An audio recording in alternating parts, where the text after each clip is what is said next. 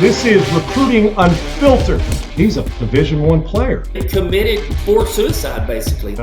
We're going to cover the full gamut. The roster limits actually become a detriment. High school athletes need to really open their eyes. We are here to talk everything recruiting. Recruiting Unfiltered. All right, guys, welcome into Recruiting Unfiltered. I'm Sean Salisbury, and I am your National Football Director for NSR. Larry Perrin is your Executive Director there on the lower part of your screen for NSR. And our Swiss Army knife at NSR, we just simply call him Brett, the producer. But if it's kind of like Vanilla Ice, if there's a problem, he'll solve it, okay? And he's here today. I love this little change up on the format today, guys. First off, Brett, welcome in. And Brett also produces this, executive producer. He is the brains behind this. And Larry, good to have you guys in. Cold everywhere, but it doesn't stop us from getting our stuff done, man. Great to have you guys on this week. Appreciate it, buddy. It's definitely cold here in central Alabama, and I know you guys in Texas. And our thoughts and prayers really go out to those families affected from Texas to Arkansas, Tennessee, Mississippi, and up the coast. There's a lot of bad weather, so we're thinking about y'all, and hopefully the next round's not as bad. Yeah, and Brett and Larry, interestingly enough, I'm a golf-obsessed nut job, and I watch it. It doesn't matter if it's the Korn Ferry Tour, and I'm sitting there watching Golf Channel this morning, and they're out there getting ready to play in 72 degrees in San Diego at the Farmers, which Tiger's won 74 times, and obviously he's not playing, and Koepka back, so that's for another whole thing. But I'm like, I can't wait till tomorrow when it tees up and they're playing the real stuff again, and Koepka's back. But they're 72 to 75. And 0% chance of rain and cold. So my hometown's going to welcome them in La Jolla, Del Mar / California there at Torrey Pines, which is a brutally tough golf course. All right, guys, I love the format of this. And by the way, let me just get a little tease in. Sam Shomo, who's our volleyball national scouting director, will join us next week. Volleyball recruiting, which is hot, fast, furious, and she is as good as there is in the country. You will get some phenomenal questions asked and answered. You do not want to miss next week's episode, same as today. So, Brett, you are the Swiss Army knife, and you're going to fire some stuff that we have no idea what you're asking us today. Nope. We're just going to debate it and roll. And so we'll roll through this. It's a little different format, kind of cool, of the state of recruiting in college sports. Take it away, my friend. I'm going to just hit y'all with some topics. I want to know y'all's perspective as a scout. How does this affect the high school guy? Also, how does it affect you as a fan of just sports in general? What are your takes on it?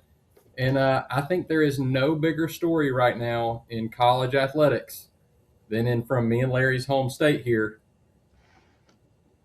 Bediako, Alabama player.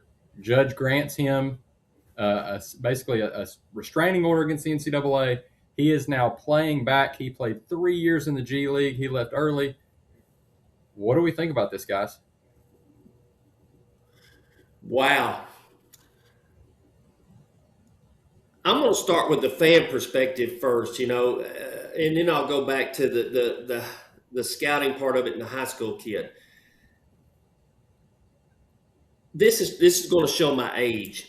When I got to play college football, I was there. We had 5 years to get 4 in, and and then if you left the team, the clock was still ticking on you. So once that clock started, you had those that you knew that was your time period to get your eligibility in and done. I like the fact that we got a great basketball player back on the court for Bama. They had a big win last night. But is it great for high school athletes that are trying to go to the next level when you're pulling back guys from the G League that have played in the G League for several years that just did not get that major contract? And is it good for the high school kids when you've abolished the clock, the recruiting clock, when your time starts rolling as far as your eligibility is concerned? And it just pushes those high school kids further and further down, Sean. So that's just really my opinion. I think it's really hurting the high school kids. I think all we're doing at the major Power 4 levels is we're recycling that pro league of athletes. We're just reshuffling the deck.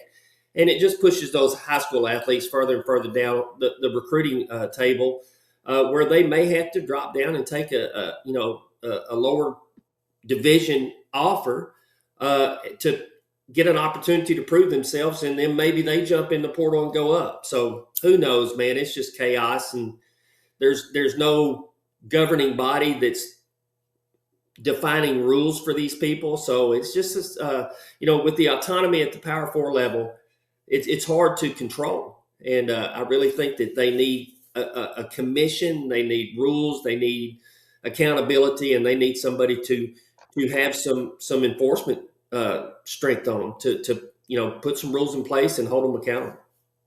Yeah, I'm even going to take it to another level. I think this is a bloody embarrassment.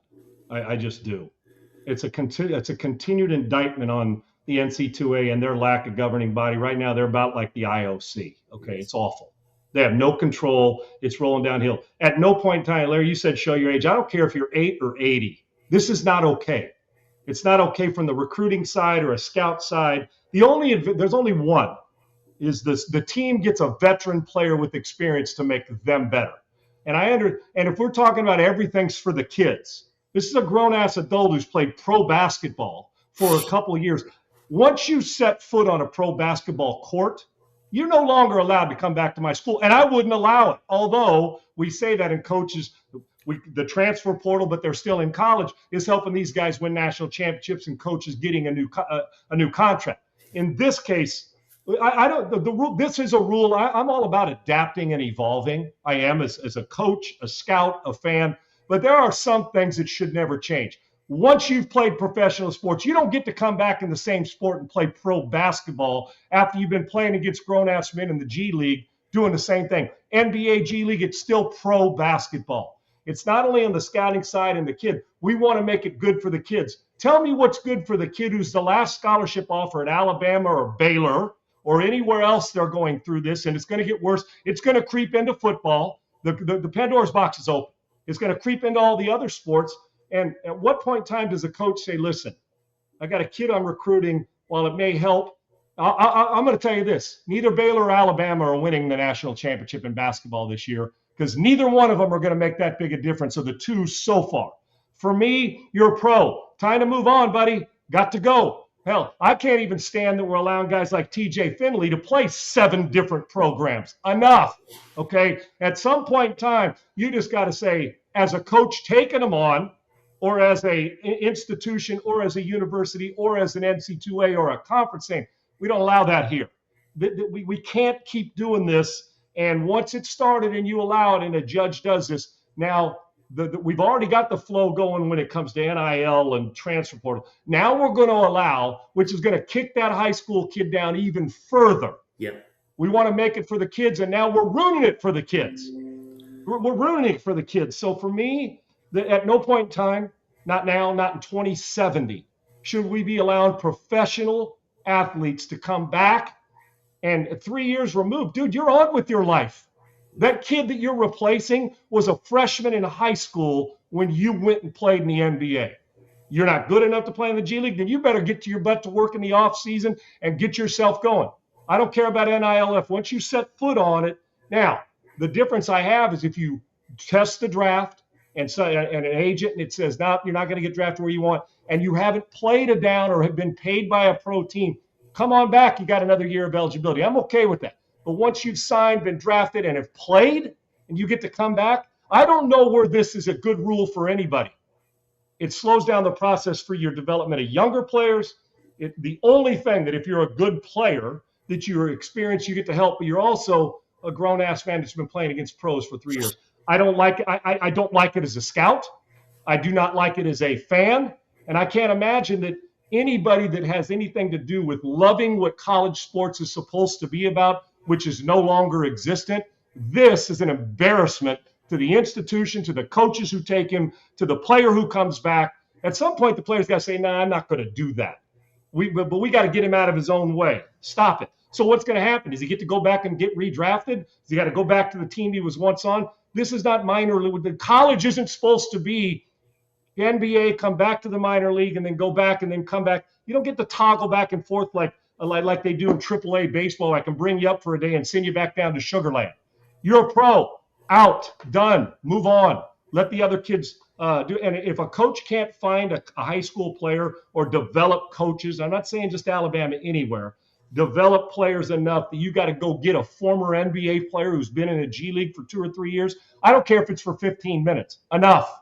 There's nothing about this that I would support or endorse. I'm adamantly against it. I'm sure the kid's a good kid or a grown adult, but he doesn't belong in college sports. Those college kids now, good players, have already suffered enough with the transfer portal that are high school kids scholarship-wise. Why are we letting a guy who's already experienced the thing go get to the NBA and then come back and utilize his skills after 3 years as a pro? Well, I want to go back and play baseball at SC.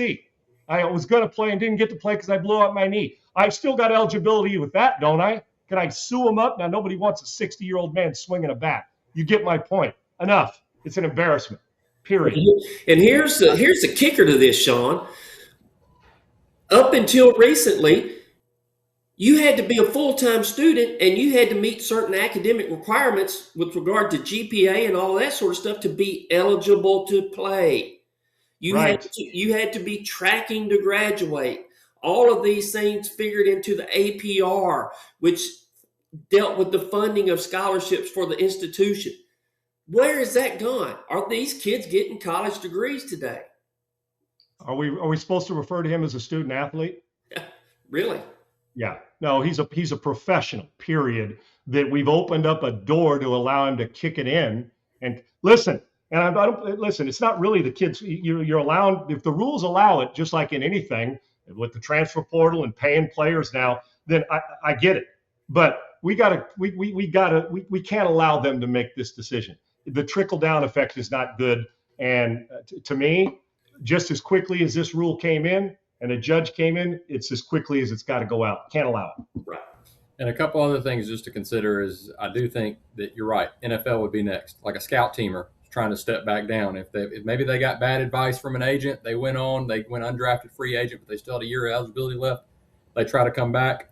Also, the minor leagues, you've got kids in high school. The baseball draft goes on what feels like forever. How many rounds does that go? 8,000. Minor leagues, you get stuck in AA. You're full eligible. Are you going to come back? But since you've had 3 years to play against, some of those kids may make more NIL money playing for Vanderbilt than they do in the minor leagues. And one last thing, Brett, didn't mean to interrupt you. You're good. Is you think about the football part. What happens? What about the backup quarterback who got drafted in the 6th round who's on the practice squad? And he's not seeing any run. Nobody's plucking him off the roster because they left him on practice. He says, you know what? I got a year of eligibility. Well, okay. Did Shedeur Sanders have one more year left? He could have played one more year at Colorado, right? Let's just use him as let's say he could. I'm pretty sure he could have played one more year. I don't think he'd used up all his eligibility. Imagine he gets to Cleveland, all this hype and pomp and circumstance. Dylan Gabriel gets drafted. He's sitting behind him. If they don't trade Kenny Pickett to the Raiders and Deshaun Watson's health, all these things. And he says, you know what? I'm on this practice squad. I'm not getting any run. I'm going to go back and play for my dad at Colorado. And I've already been on the practice squad and got a signing bonus. Are we okay with that? Absolutely not. Can't do it. It's not going to stop at basketball. I'm just telling you, it's not if we allow it. Completely different topic, but you talking about the Shedeur Sanders that made the Pro Bowl? Anyway, I'll leave that there. I'll leave that there. We got two things this and two other things. We got the 17th, a guy who 28 guys turned down the Pro Bowl. We put him in, and we're going to actually label him a Pro Bowler. And then we got on the other side of it, the greatest coach possibly of all time isn't a first ballot Hall of Famer in the NFL and Bill Belichick. We had a lot of nuts, crazy ass stuff going on this past week in sports. And but we're not shocked by it anymore. That's the crazy thing. We're just it's just another change in sports. We move the goalposts all the time. And at times when the goalposts need to stay sturdy, like putting Belichick in the Hall of Fame, he didn't make it. Stop it, people. Just as a first ballot Hall of Famer, you put it this way. If Don Shula's in the Hall of Fame, Bill Belichick belongs in the Hall of Fame as first ballot. Absolutely. I firmly believe that. Yeah. Just to stay on this topic to make it a little bit more murky, and we don't have to necessarily hit on this. I just want it to be known.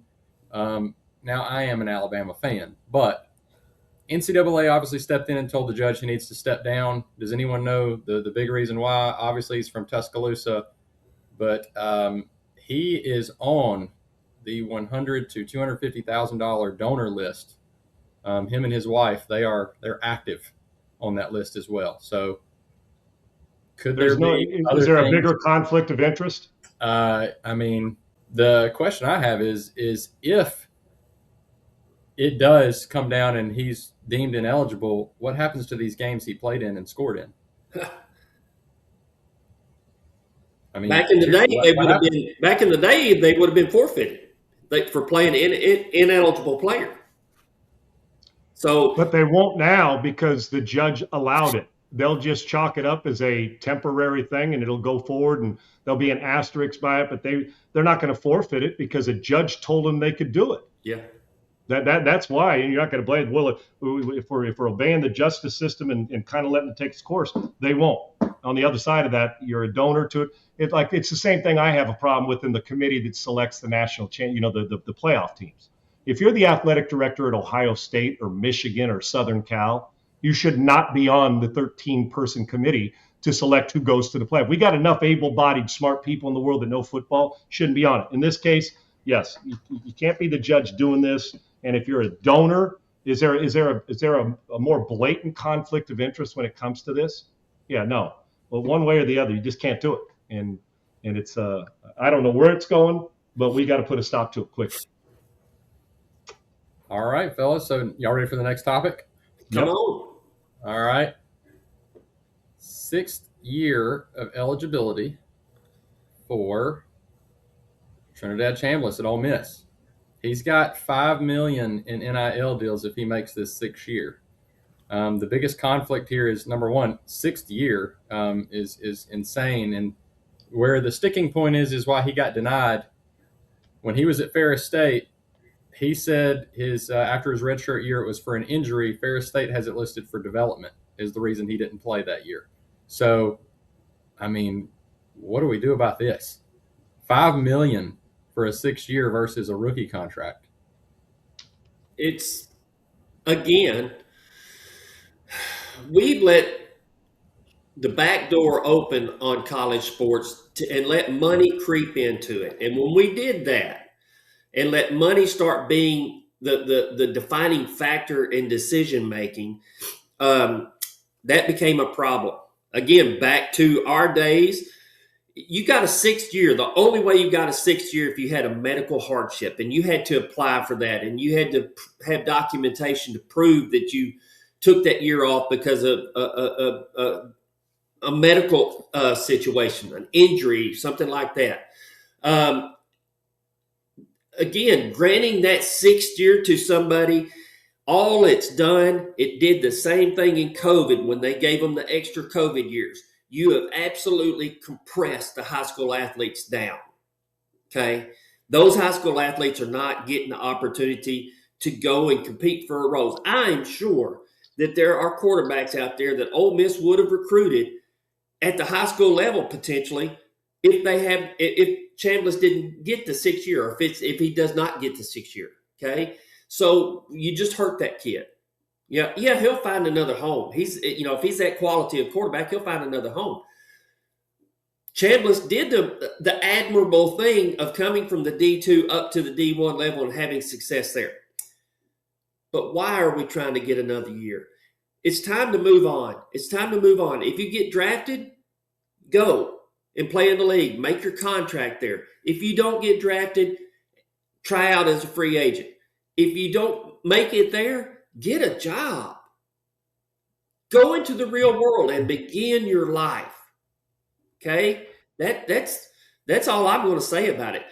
And I'm going to throw this up. I'm going to throw it back to Sean real quick and let him discuss this Trinidad deal. But there's something about Ole Miss I want to bring up here in just a minute as well. So, Sean, go ahead. I'll come back to you. I'll make this as precise as I possibly can. I think Trinidad Chambliss, first off, is a hell of a player. Mm-hmm. And I love the route he took to overcome, and he's been a winner at every stage. I don't know why we moved the goalposts and don't have one set rule standard with the asterisk by the hardcore injury that we had when I was playing, the hardship. We called it like a hardship case or what have you. It's no longer the back door now when it comes to recruiting and NIL and transfer, what's eligible and what isn't, is the front door. The back door is the front door. It's a wraparound porch. There is no back door. Everything's just, we've opened them all up and let you come in. At some point in time, and in society and in sports, we don't allow our kids to face adversity and get kicked in the teeth and understand what it's like out there. We just don't. I'm going to tell you this, aside from the $5 million, which I understand, the money after taxes and after everything's done and he pays all his representatives and stuff, it's still a lot of money. It's not going to sustain him for life. Right. Okay, it'll get spent.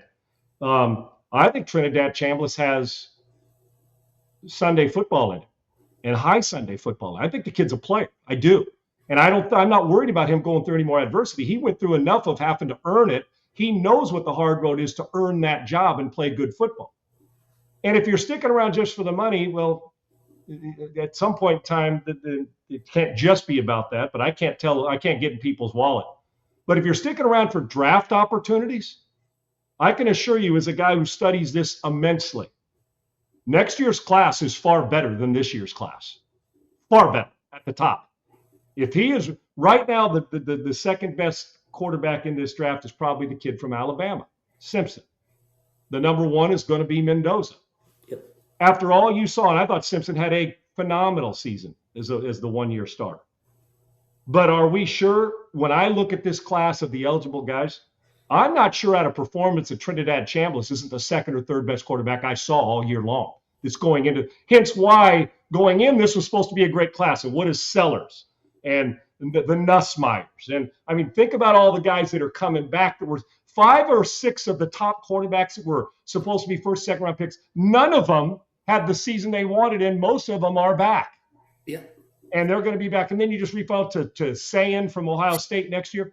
If you're Trinidad Chambliss, I'm thinking, man, where's the best chance for me to jump a couple rounds or move up with a good off season in shorts and a T-shirt and get drafted?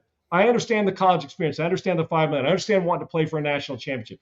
But think about this off season. We got guys transferring from, it's Duke, and then it was Oregon's quarterback, and then he's going back hopefully for the right reasons. Instead of coming in being the second quarterback or first quarterback drafted, he's going back to play. We got the guys are transferring. We got 2 quarterbacks that are 5', Levitt and Husan Longstreet from USC playing at the same place. Heck, we got guys transferring for more money to be a backup where he was already a backup. To me, I just don't get why we don't have one rule etched in stone with the factor of the hardship part of it for another year. I mean, we got guys 6 years, 7 transfers. And I mean, it's just, when do we just set a rule and say it doesn't have to change? Here's what you have. Here's what you get to complete it. If you have an injury hardship your last year, we'll look at it if you have played. Guys, we have now put out the unanimously by coaches at these meetings, Larry, that you were a part of, to put out that now you can play 9 friggin' games and still get a red shirt. Right. Listen, and I know we're in the throes of getting kids at all levels to help them get recruited. And it's great for that side of, okay, man, there's opportunities. But for those high school kids, the opportunities continue to diminish by kids staying around for longer than they should.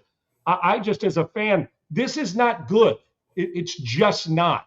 Can you imagine? I would have loved it. Hey, Sean, you played 9 games. When's the time coming when a guy plays 8 or 9 games, plays well, decides he doesn't want to play the last few because he's going to go in the draft and misses the playoff? That's coming.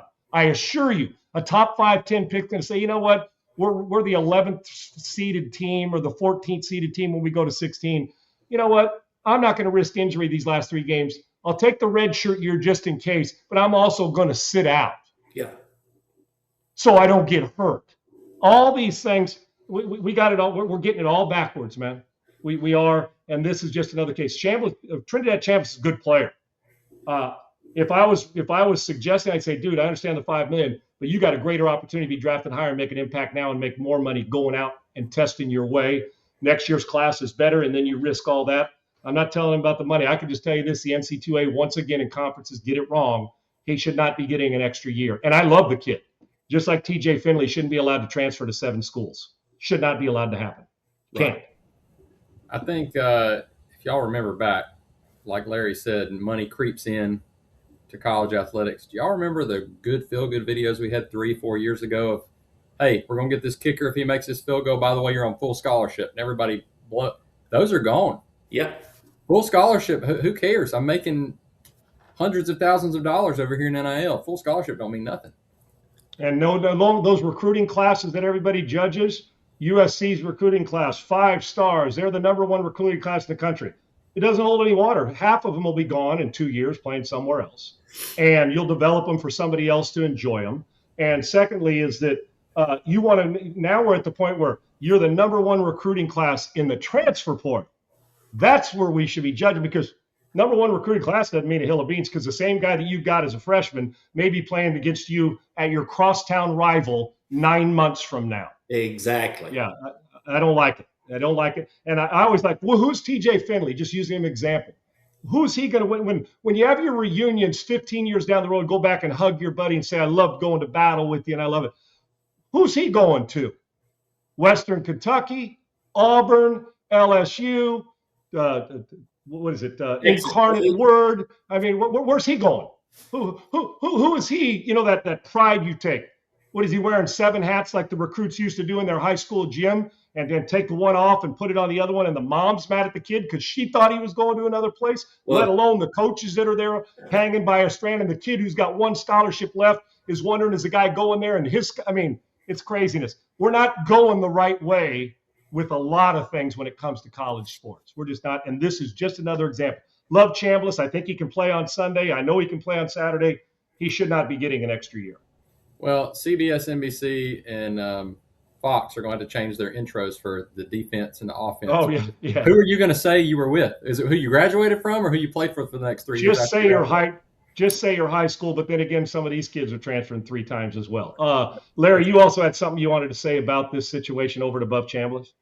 Well, just I'm gonna open up Pandora's box, but I just wonder if anybody is seeing Dabo Swinney losing his mind over a recruit, a transfer kid getting tampered with, and there are no rules. There's no accountability out there right now at the Power 4 level. And that has got to change. There has got to be guardrails, because if you don't have guardrails, it's just going to implode, basically. I do not like Sean says, I do not like the way we are going in college football. I still love, let me preface that, college football at the highest level. I still love D2 football. That's Agreed. Pure D3 football, NAIA. That is tremendous football, and they're doing it for the right reasons. And those kids are getting degrees, and they're going back to those. I had my 40th year reunion this past summer with my brothers that I went to war with. Okay, damn right. That was a special time for us. And I just hate to see that these kids are not getting the opportunity to have that kind of moment, and I hate to see that there's tampering going on, and people are just blatantly messing with other kids' athletes in class, texting them and calling them in class, and offering them a 7-figure contract. This is going to drive Dabo. These things are what drove Nick Saban out of. I do believe this. I think that Nick wanted to coach. I do. It's my own opinion, not his.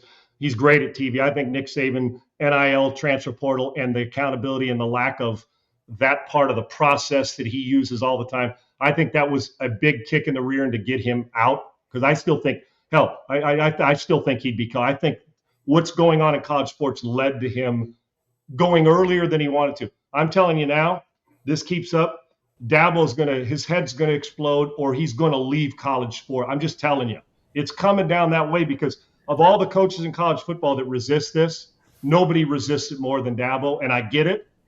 And at some point in time, even though they're good and they had their ups and downs and struggled this year, they were supposed to be better. It's going to make – don't be surprised that guy somehow jumps to the NFL at one point in time so he doesn't have to deal with this anymore, because he is openly bothered every year by it. And as you know, if you don't buy into the NIL and the transfer portal now and guys plucking them, and they're doing it, even tampering, which he doesn't seem like he wants to do, eventually if you can't beat him, you're either going to join him or leave him. Right. And Dabo may be next. And it's sad, too. It's sad. Yes, very. Great coach, great, builds people and young men and makes them better. We're losing that part of it, which is a bummer. Yep. And Really, all it is roster management, which is what the pros are. Is roster Yep. management. Your success will be because of your roster management, and so I don't think that we're heading down the right path. And I hate that for Dabo, because I think Dabo's in it for the right reasons, to develop the athlete, to develop school pride, to do all of those things, and then get the kids the opportunity to win the national championship if they decide to stay. But people tampering kids, and this kid had transferred from Cal to Clemson and was getting tampered. So it's crazy. Brett, I'm sorry I got you off track there. No, No, man, that's okay. we're going to the final topic, because we got to wrap this up. We're getting close on Brett, time. the producer, real quick. That's Brett, the producer. He's our Swiss Army knife at NSR, executive director of NSR, Larry Parent, and I'm Sean, and I am your national director. And that's Kilo, my dog, who also can't stand what the NC2A is doing with some of this as well. And he's 100% correct. Go ahead, So when Brett. this podcast posts, the signing day, the official regular signing day is going to be open. Like we're at signing day now, and there's some teams that are going to need some help. And that was what our next story is Iowa State. Their coach went to Penn State, and they have seen 55 players enter the portal, which is outside of Colorado. When Prime got there and he told everybody to leave, he was bringing in his own people. Their staff doesn't really have a plan yet. So what are they going to do? This is more than likely they're going to end up with a bunch of portal players as well. But we've got a signing period. Is it wise, or is it their only option now to go to high school? And I hate to say that, but you should be going to high school to get your college players. That's how it's supposed to go, but that's not where we're at now. The immediate fix for that new staff up there was heavy in the portal. And for the holes that are left, they're going to have to go JUCO, or they're going to have to find some high school kids. Again, you bring in a new staff, and you handcuff them right from the jump. Okay, it's when you have a third of your roster disappear, and it's all your key players, that's a problem. So how could you want to hold that staff to a level of excellence and a level of accountability to produce a winning program. If you're the upper echelon at Iowa, but these guys' hands are tied already, because they don't have any of the upper tier echelon players left, and they had to go to the portal, and they did pretty good in the portal from some of the stuff that I've seen. They are still looking at a lot of JUCO kids that weren't committed with other schools. So who knows? Maybe there is an opportunity for a high school player there, but I still haven't seen them reaching out for those things. And I saw some of the new staff at the convention and talked with them a little bit, but it's just they didn't really know where they were going. They were going to dive in that portal and live and die right there, because what the portal taketh away, the portal giveth back. Think about this, guys. Brett, what you just said, which is classic, how you had to ask this question. And it's exactly right how you asked it. That Iowa State's going to have to, and Larry, you validated too, have to go into the portal and get high school kids. What a novel JUCO kids and high school kids. What a novel concept. That used to be what you do all the time. When I was playing, and hell, 15 years ago, maybe I'm hyperbolic on this because I don't know the exact numbers, but we weren't talking about 55 Division I kids transferring, period, let alone 55 on one roster. Now, think about that. So how does it affect? Some of those kids that were starters on Iowa State, maybe they go with him or go somewhere else, and they're behind, and they may not start somewhere else, so they're leaving because they love the coach.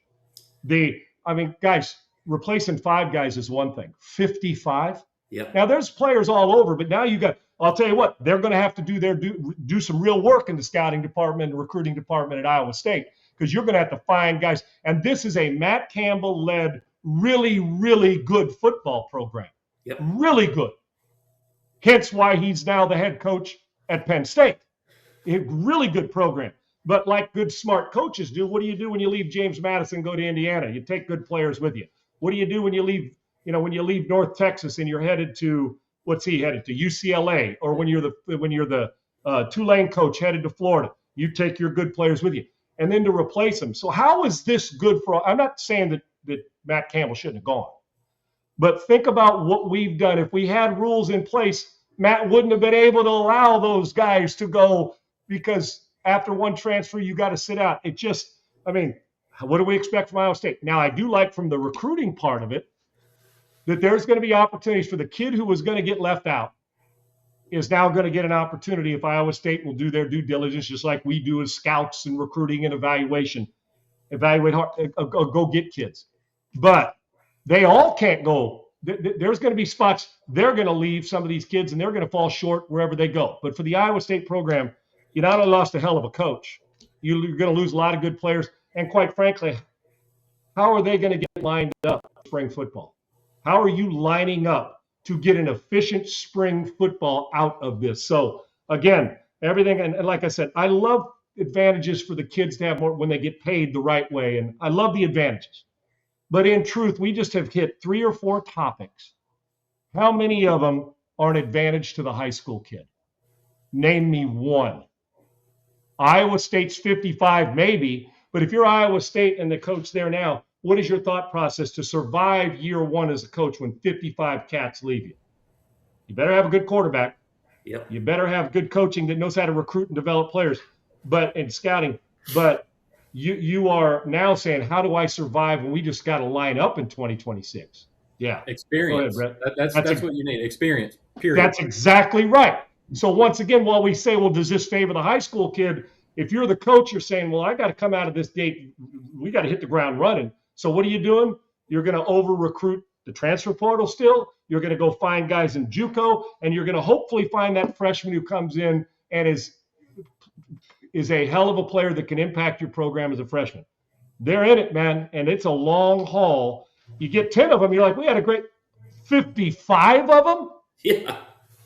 If you're a walk-on at Iowa State, you're probably saying, maybe I got a chance now. But none of these things benefit the overall picture and the overall landscape and growth of college football the right way. They just don't. Anything to add to that, Brett? You're like I said, your brain. Obviously, I'm not a scout, but I am a Swiss Army knife, so I got a little bit of here and there. You know what I mean? But right. All of that to say, Sean, is there are still opportunities if you know where to look, and that's where you guys come in. Y'all know where to look. That's a great point. Like Larry, you hit it.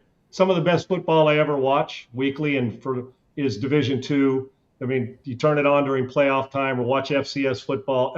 I love it.